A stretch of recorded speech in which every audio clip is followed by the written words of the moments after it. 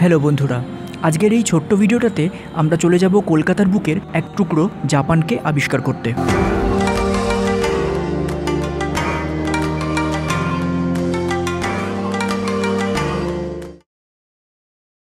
ঢাকুরিয়ার আমরির পাশ থেকে হেমন্ত মুখার্জি সরণি ধরে আমরা এগিয়ে যাব এই মন্দিরের উদ্দেশ্যে।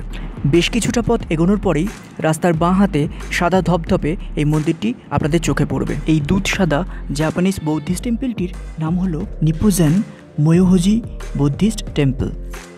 কলকাতায় অবস্থিত অনেক বৌদ্ধিস্ট টেম্পলের মধ্যে ঢাকুরিয়ার এই বৌদ্ধিস্ট টেম্পলটি কিন্তু সবচেয়ে সুন্দর আর ওয়েল মেনটেন্ড।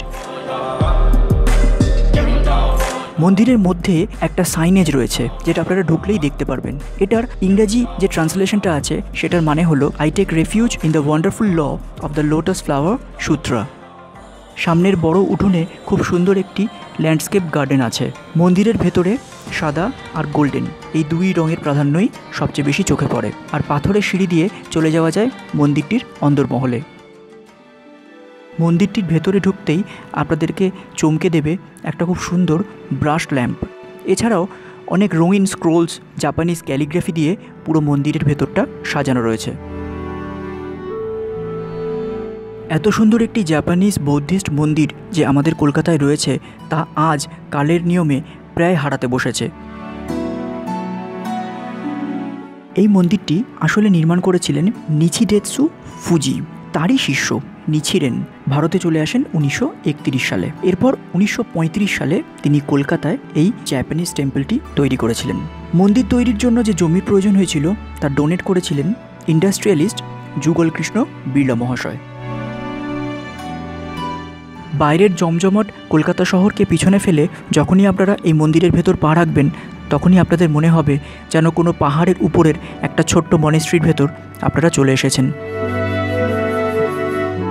জাপানিজ বৌদ্ধ মন্দিরের পিছনেই রয়েছে মঙ্কদের থাকার জন্য একটা ছোট্ট কোয়ার্টার। প্রতিটা দিন ভোর 5টা থেকে সকালে 6:30 পর্যন্ত আর বিকেল 5টা থেকে সন্ধ্যে 6:30 পর্যন্ত মঙ্করা এই মন্দিরে এসে প্রার্থনা করে থাকেন। হাতে সময় থাকলে আপনারাও আমার মতো মন্দির চত্বর থেকে বেরিয়ে টুক করে একটু ঘুরে আসতে পারেন রবীন্দ্র সরোবর বা আমাদের লেক চত্বর থেকে।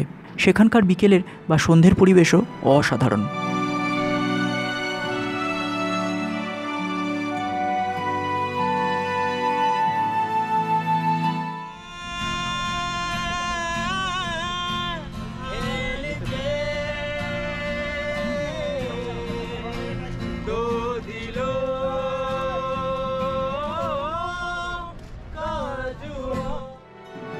আজকের এই ছোট্ট ভিডিওটা আমি এখানেই শেষ করছি।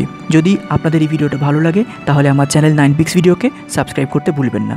এরকমই আরও অনেক সুন্দর ঘুরতে যাওয়ার ভিডিও নিয়ে আমি ফিরে আসবো, তোমাদের হোস্ট সায়ন। তোমরা দেখতে থাকো তোমাদের favourite channel. Thank you friends, piece.